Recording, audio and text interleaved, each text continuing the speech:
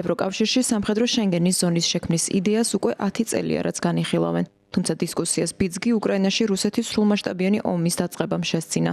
განსაკუთრებით ახლა, როდესაც ევროკავშირი თავდაცვითი შესაძლებლობების გაძლიერებაზე აქტიურად მუშაობას იწყებს და ევროპელი ლიდერები მომდევნო რამდენიმე წელში ნატოს წევრ სახელმწიფოსა და რუსეთს შორის შესაძლო სამხედრო დაპირისპირების შესახებ სულ უფრო მეტ საუბრობენ.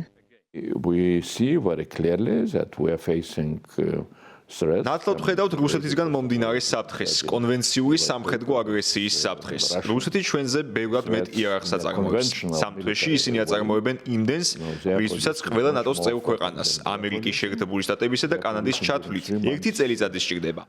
ამ გამოწვევას თვალი უნდა გავუსწოროთ. თუ გსურს აგრესიის შეკავება, უნდა ვაწარმოოთ ნამდვილი იარაღი. United States and Canada we can produce only during 1 year.